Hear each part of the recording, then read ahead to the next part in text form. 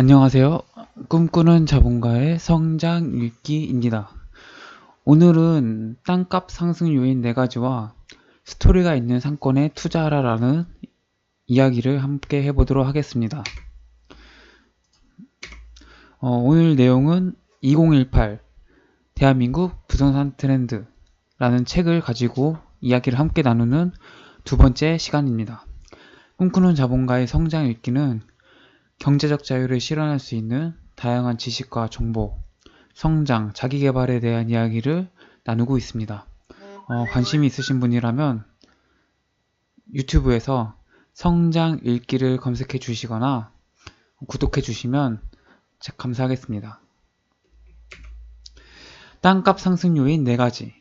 따라서 인구 증가, 소득 증가, 인프라, 행정계획이라는 4가지 변화 요인을 파악하면 땅값이 지속적으로 상승할 지역을 쉽게 예측할 수 있다. 첫째, 땅값이 오르려면 인구가 증가해야 한다. 우리나라 인구는 2032년까지, 가구 수는 2042년까지 늘어날 전망이다. 특히 1인 가구가 급증하여 60에서 85제곱미터의 중소형 아파트에 대한 수요가 크게 늘어날 것으로 보인다. 더불어 주거 트렌드에서 가성비라는 말이 키워드로 떠오를 것이다. 브랜드보다는 가격 대비 성능, 가격 대비 만족도가 중요해진다는 의미다.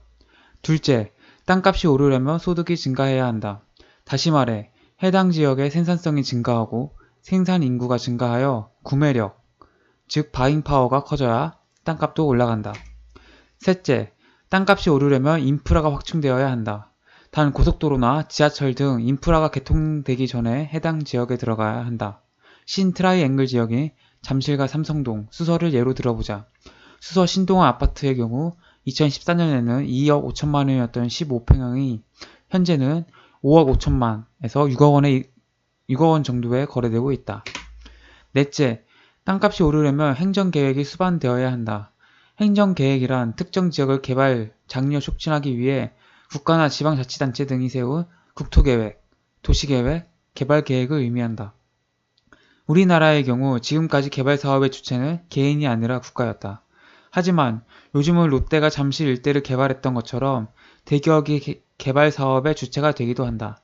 이번 문재인 정부에서 눈에 띄는 개발 계획은 5년간 50조 원이 투자될 도시재생 뉴딜이다. 아직 투기 과열 지구인 서울은 사업 대상에서 제외되어 있지만 박원순 서울시장은 서울을 도심권, 종로구, 중구, 용산구, 서북권, 은평구, 서대문구, 마포구, 서남권, 강서구, 양천구, 영등포구, 구로구, 동작구, 관악구, 금천구, 동부권, 도봉구, 노원구, 강북구, 성북구, 중랑구, 동대문구, 성동구, 광진구, 동남권, 서초구, 강남구, 송파구, 강동구 등 5개 지역으로 나누어 각 구역에 맞는 발전 계획을 세우고 향후 정부 측에 도시재생 뉴딜과 관련된 지원을 요청할 것으로 보인다.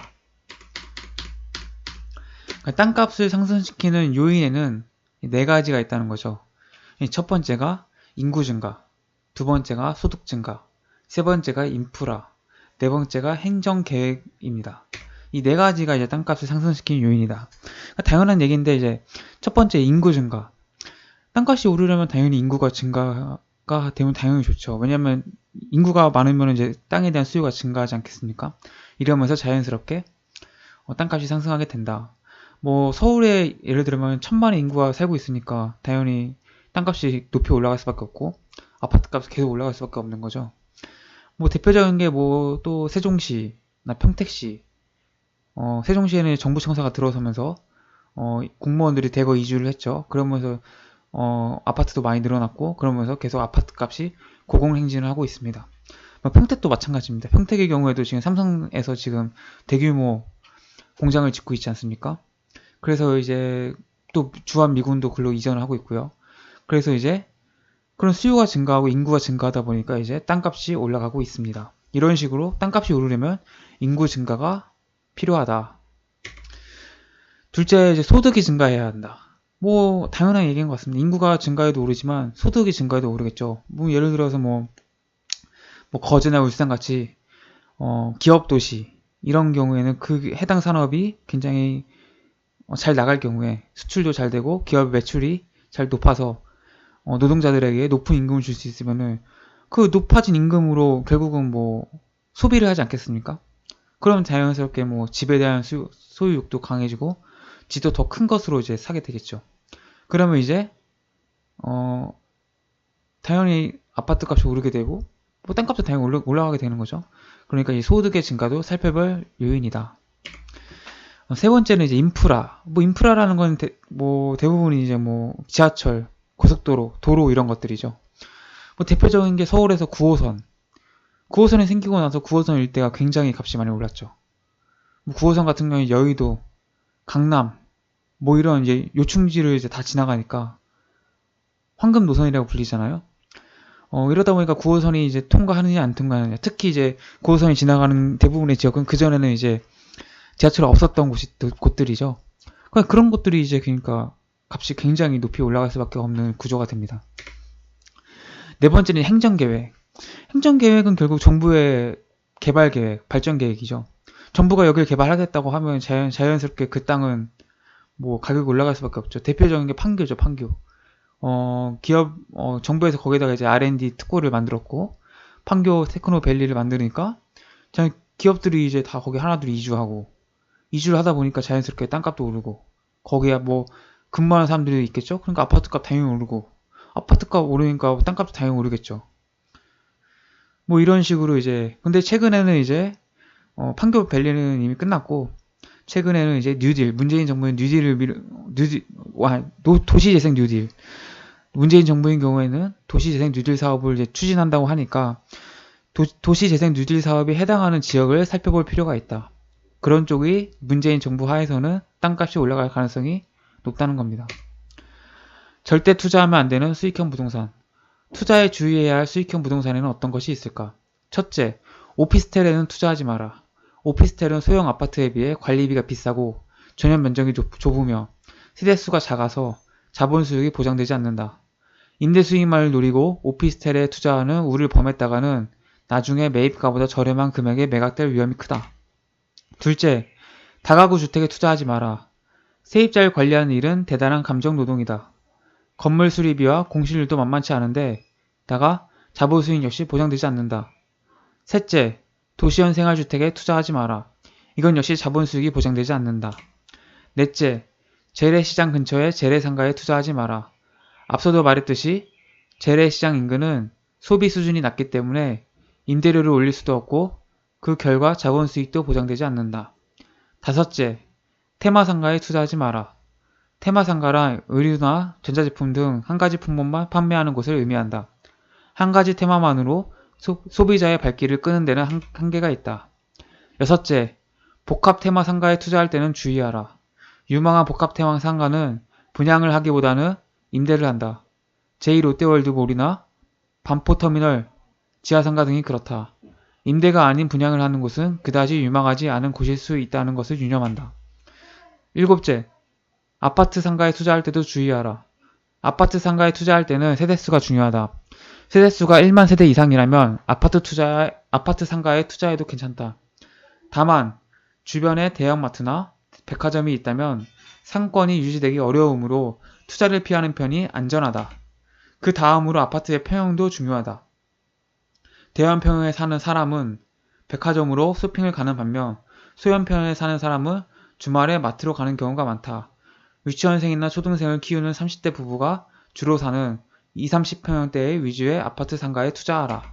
여덟째, 주상복합 상가는 분양받지 마라. 주상복합 상가를 분양받으면 은퇴 준비에 희망타를 입는다.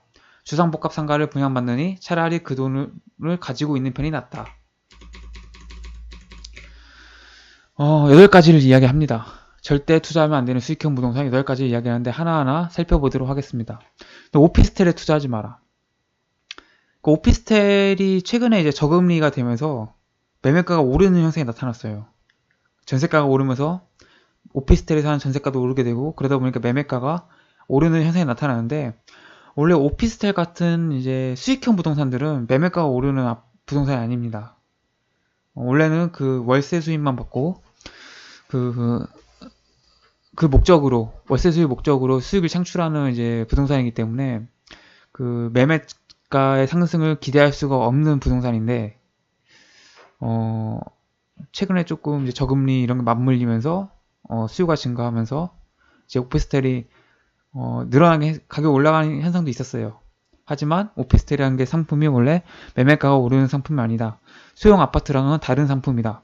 그렇기 때문에 매매가가 오를 것을 기대하고 오피스텔을 투자해서는 안 된다라는 겁니다. 그리고 오피스텔의 경우에는 그 대지 지분율이 굉장히 작기 때문에 나중에 재건축도 되지 않습니다. 그렇기 때문에 이거는 분명히 살펴봐야 한다. 오피스텔은 수익형으로만 접근해야지 이걸 뭐 차익형으로 자본 수익을 기대하고 투자해서는 안 된다. 다가구 주택에 투자하지 마라. 다가구 주택이라는 거는 이제 주택인데 세입자를 둘 수 있어서 월세를 받을 수 있는 이제 부동산이죠. 근데 이게 세입자를 관리하는 게 굉장히 까다롭습니다.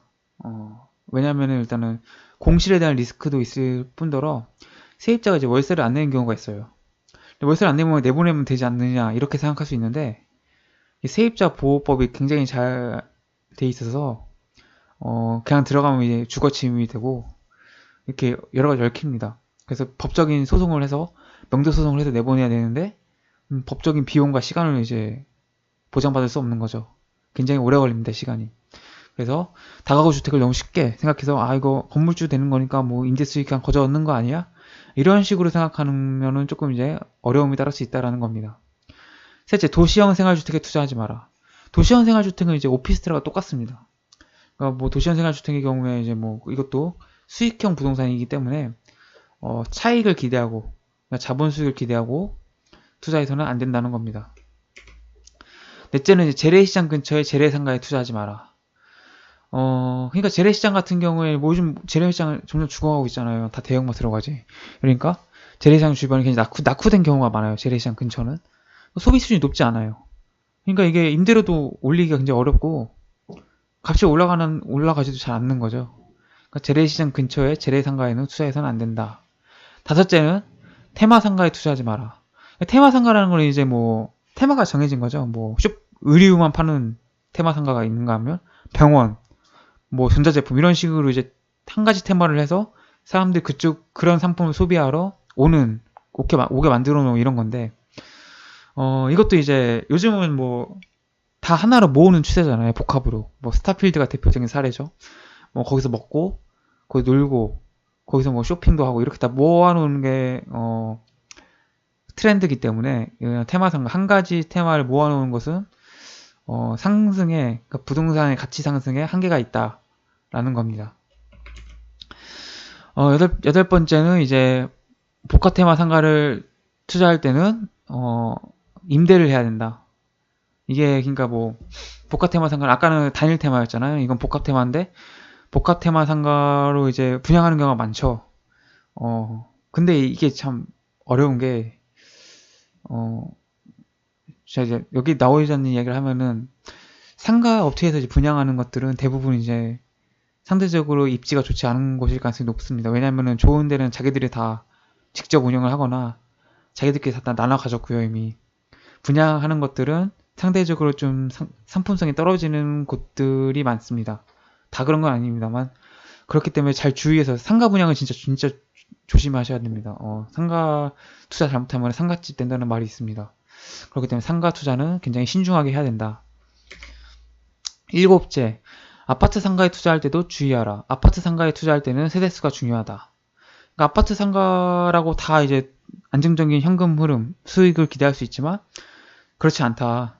아파트의 세대수와 아파트의 주력 평형수가 뭔지를 잘 살펴봐야 된다. 아파트의 세대수가 많으면 많을수록 좋겠죠, 당연히. 그러니까 상가 세대수와 아파트 세대수를 비교해야 됩니다. 아파트가 1만 세대인데 상가 너무 많아도 안 되고요. 적으면 당연히 좋겠죠. 이런 걸 잘 비교하셔야 되고, 그 다음에 또 평수도 너무 작은 평수만 있으면 또 소비가 일어나지 않습니다.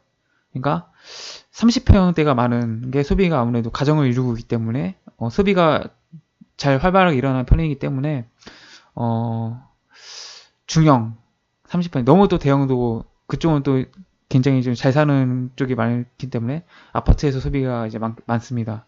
그러니까 적당하게 이제 중형 정도 한 30평대가 제일 좋은 것 같습니다. 30평대 아파트가 많은 대단지 아파트가 단지 내 상가는 유망하다입니다. 그 다음에 주상복합 상가는 분양받지 마라. 주상복합 상가는 굉장히 좀 위험합니다. 굉장히 값이 비싸고요, 일단.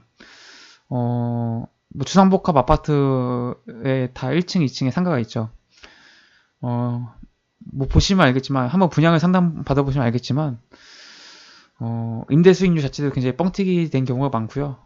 또 이제 주상복합 상가에서 잘 소비가 일어나지 않고,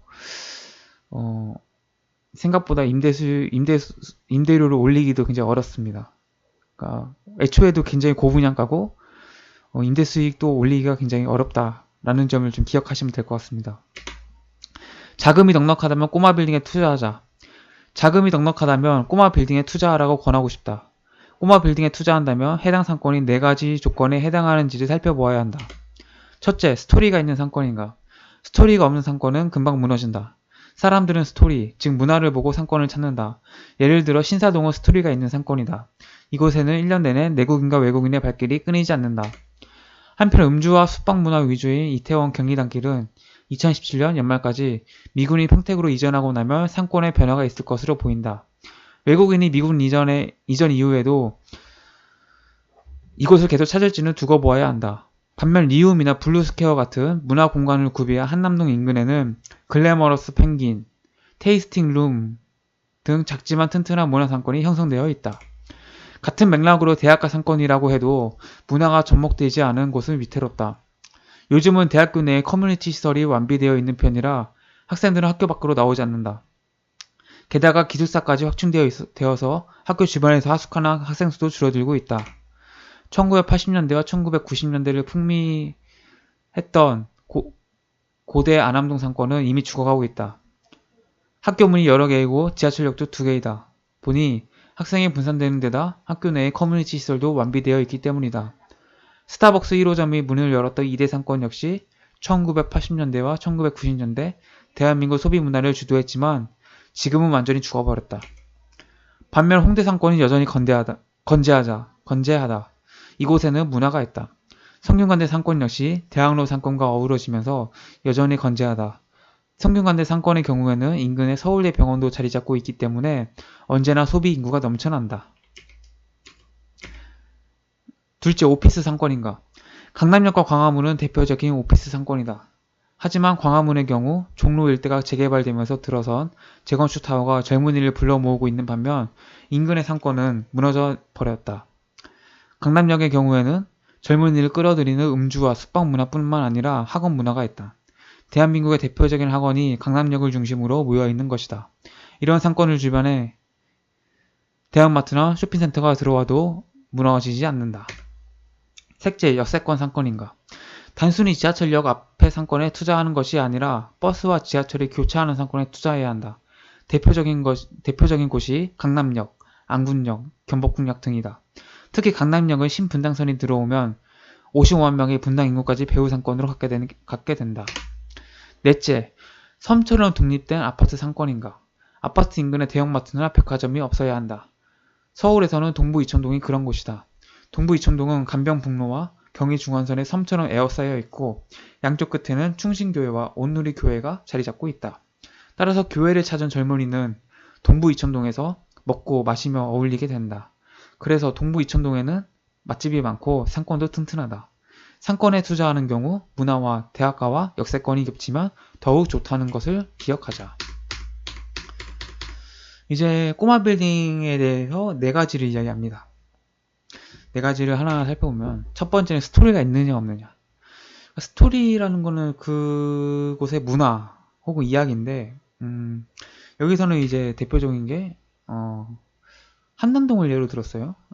굉장히 좀 특이한 경우인데 이건 이제 이 강연자의 생각일 뿐입니다. 여기서 이태원 같은 경우에는 이제 미군이 이전하고 나면은 좀 변화가 있을 것으로 본다라는 게 이 강연을 한 사람의 생각이고요. 한남동에 글래머러스 펭귄하고 테이스팅 룸이 있긴 있는데 이것만 가지고 튼튼한 문화 상권이 형성되어 있을지는 더 두고 봐야 될 것 같습니다. 아직까지는 이태원이 한남동보다는 더 스토리와 문화가 강한 상권인데 이태원의 경우에는 이제 미군 이전이라는 게 있어서 어떻게 변할지 모른다는 거고 이것을 강연한 강연자는 한남동 상권이 튼튼하다라고 이야기하고 있습니다. 또 이제 대학교 상권 얘기하는데, 이제 안암권, 고대가 있는 안암동 상권의 경우에 출구도 여러 개고 지하철역도 여러 개면서 상권이 많이 죽었다. 학교 내 커뮤니티 시설이 굉장히 좋아서 주변의 상권이 죽어가고 있다. 또 이대 상권의 경우에도 과거에 스타벅스가 1호점을 열 정도로 굉장히 핫한 상권이었는데 지금 완전히 죽었다고 이야기합니다. 그러면서 이제 홍대 상권을 이야기하죠. 홍대 상권은 진짜 그 밴드 문화, 그런 클럽 문화가 있어서 사람들 굉장히 몰리고 주변에 뭐 또 연트럴 파크 이런 게 또 같이 어우러지면서 지금도 굉장히 사람들이 많이 찾고 있습니다. 성균관대 상권의 경우에는 대학로라는 이제 문화가 있고 서울대 병원이라는 추가적인 이제 수요라고 할까요? 뭐 아주 유동인구가 있으면서 소비가 굉장히 활발한 지역이다. 이렇게 이야기하고 있습니다. 최근에도 여기 책에 나오진 않았지만 최근에는 그 물레동도 굉장히 좀 뜨고 있고요. 망리단길은 이미 떴죠. 망리단길은 이미 많이 활발해졌고 물레동이 굉장히 조금 발전이 많이 될 것으로 보는 사람들이 많습니다. 물레동의 그런 철제 공구 상가들이 새롭게 이제 문화가 들어서면서 새로운 이제 문화를 입은 스토리 상권으로 테마 상권으로 거듭나지 않을까 예측하시는 분들이 많습니다. 오피스 상권인가? 오피스라는 거는 이제 회사죠, 회사. 대표적인 게 강남과 광화문. 강남은 진짜 너무 핫하죠. 강남은 늘 이제 최신 유행, 트렌드가 굉장히 민감하고 하루에도 굉장히 많은 가게들이 문을 닫고 열고 하는 곳입니다. 팝업 스토어 같은 경우에도 굉장히 거기에 많이 생기고요. 이런 데는 이제 그 직장인들, 되게 고소득을 올리는 직장인들이 많기 때문에 수요가 항상 늘 많고, 그러니까 소비가 많죠. 소비가 많으면 자연스럽게 상권이 살아날 수밖에 없습니다. 그래서 이런 오피스 상권도 굉장히 좋다. 네, 셋째는 이제 역세권 상권이니까, 역세권이라는 거는 이제 지하철역의 주변을 역세권이라고 하는데, 여기선 더 나아가서 지하철역과 버스 정류장이 교차하는 상권을 봐라 라고 이야기하고 있습니다. 환승을 하는 곳들이죠. 뭐 강남역, 안국역, 경복궁역을 이야기하고 있습니다.